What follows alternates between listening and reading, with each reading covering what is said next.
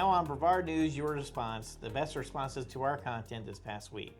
On our post on possible increase in taxes in Titusville, Joseph Hill said water rates too.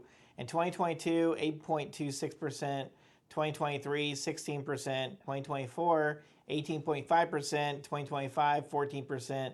Proposed rate increase 2026 is 17.5%, 2027 is 11%, 2028 is 11%, and 2029 11.5%. Wow, where did he get those numbers from? If I'm those are not sure. accurate, Yeah, those are accurate. That's crazy. yeah. As long as I've been following it, I think they have been increasing it at least the last few years. So you have tax increases, and then you have water rate increases, and you don't think that this doesn't affect the citizens? Yeah, and they try to say it's the millage is going down, but Yeah. the property values are going up, so you still end up paying more every year. So, Robert Jones said, "Is Titusville turning into another Gainesville that needs a property tax reform?" Yeah. Yes, I mean, I have to say, because the His question. spending won't stop. They won't Yep. stop spending. They just spend like drunken sailors. I know.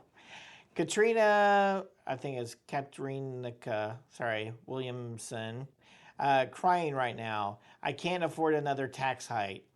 I don't have time to push for this reform. I have a baby on the way, due early October. Just give me some kind of class action lawsuit to sign, and I'll sign it.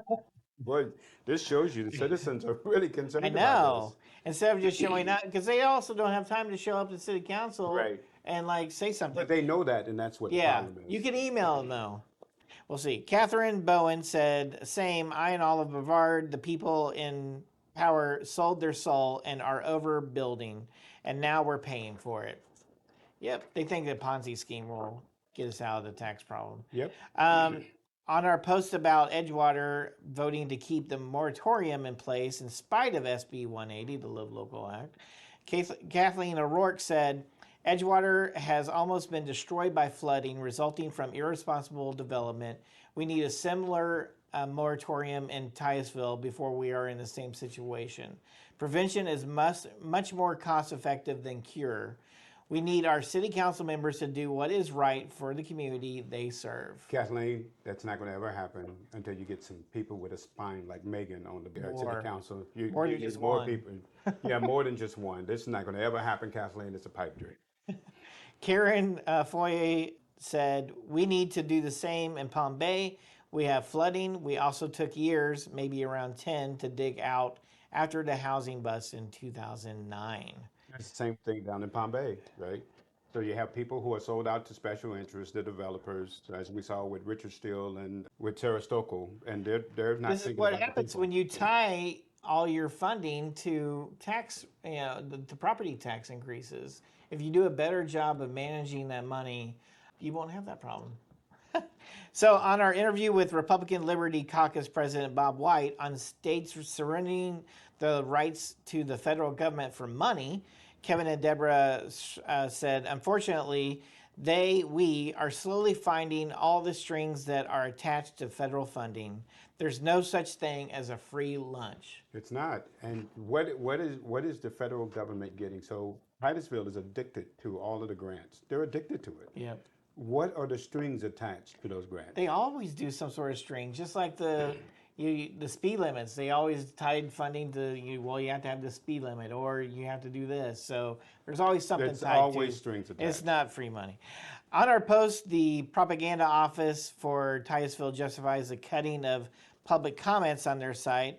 David said, nothing says we encourage transparency more than limiting and prohibiting communication. It's funny. Amen. But he's right. I want to hear from you. Jason Settle says, and just to think, I thought the mayor was going to make a difference. LMAO now. Yeah. Thomas said, criminals don't like confrontation. You have a point, Thomas. Ken Wood, I don't blame them. I've never seen so much unnecessary complaining about any other area, including others very close to Brevard. I can't help but wonder if it's snowbirds not getting what they want or expect. Ken, would you say that about the Americans and the American Revolution? I guess they were complaining too. Yeah, weird.